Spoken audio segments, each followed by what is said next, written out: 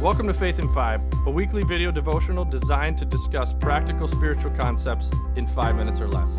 I'm your host, Mark Vandella. A couple weeks ago, our sink in the kitchen backed up on us, and so it started all of a sudden. I was in the living room doing something, and all of a sudden Ashley was like, "Oh, Mark, we have a problem. I was like, "What?" She was like, the sink is backing up. She's running the garbage disposal. Obviously, I heard that noise, so I'm thinking, oh my gosh, what's going on? And so quick, turned off the garbage disposal, turned off the water, and our sink was full of junk. We have a white sink, so the junk actually, if it sits long enough, it'll probably stay in the sink. And so it was kind of a funny scene. By the end of the time, I've got a plunger in my hand on our kitchen sink trying to free the clog, whatever's going on. I really didn't want to take the time to take the garbage disposal out. However, in investigating this, I had to get down on the ground, open our sink-based cabinet, and get underneath there. And I asked Ashley if she would come over with a flashlight. And so she's got her phone, right, the light on her phone. She's kind of shining it. And if you want to learn a lot about your relationship, have one spouse hold a flashlight for the other spouse, because it's near impossible to shine the light perfectly. And although they're trying their best, it's so incredibly frustrating for the person who needs the light and cannot see. And so as Ashley's trying to shine it, I'm trying to tell her where to shine it. And anytime I move, she gets it perfect, and I move, then I cast a shadow. And it's a very frustrating experience. Now, I tell you all this because essentially in our faith life, there are two types of lights. There's one that's much more like the flashlight light, which I call affectionately flashlight faith. And then there's this also another type of light, which is more the type of light that Jesus wants us to be and tries to encourage us to be, which is much more like an overhead light. It's a light that casts way more light so that we can see more things. It eliminates shadows. It's not as direct. And I'm telling you this because we're starting a new series called More Than Words, where we're going to pick a different word for each week, and we're going to try to investigate that word, what we understand that word to mean in our faith, and what Jesus is really trying to communicate. And so today's word is light. And in this flashlight faith kind of function, oftentimes we see our faith as segmented in different components. We often bring our flashlight with us wherever we go, and if we need our faith, we flip it on and we shine it in one direction.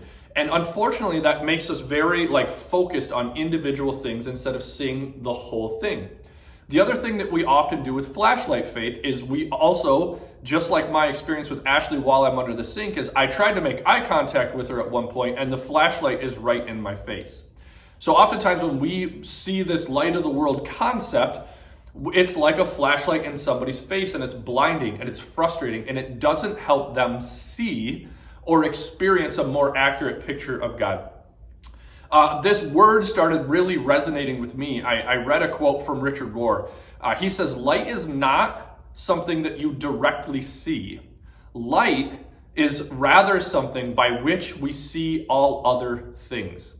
In our faith journey, light plays a big role. Jesus first in John 8:12, he says, "I am the light of the world. And whoever follows me will not walk in darkness, but will have the light of life." Oftentimes, we see this in a flashlight faith kind of way. Jesus is the light of the world, and I possess him. I have the flashlight. I have Jesus in my pocket, and anytime I need him, I can pull him out. So then I will never walk in darkness. But Jesus is much bigger than that. I am the light of the world so that I am by which you will see all other things, not something that you just shine on little tiny things. And Jesus also says in Matthew 5:14, he says, "You are the light of the world." So not only is Jesus the light of the world, we are also the light of the world. And together, that helps us be much more than individual flashlights all over the place, just shining on little individual things. We are intended to be the thing by which we see all other things. Later on in Matthew 5:14 through 16, so verses 15 and 16, Jesus says, "Let your light shine before others, so that they may see the good. Now, there's a couple of translations that say, so that they could see your good deeds. But there's also several that just talk more in general of that they may see the good things you do, and it's really so that you could experience this by which we see all other things. In our faith life, it's our job not to be the flashlight that either blinds or casts shadows.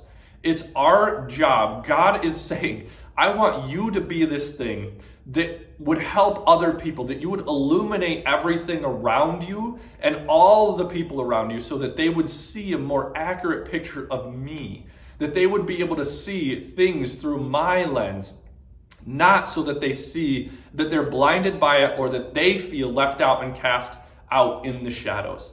So this week in your faith, consider the ways that your light is shining bright, like casting a wide net, so that other people could see and experience a more accurate picture of who God is and his relationship with us, versus also looking at the places where maybe you carry your flashlight around and just continue to pull it out when you need it or shine it directly in somebody's face. This week in your faith, consider the way that other people are experiencing and seeing God based on the light that you cast. Thanks for watching Faith in 5.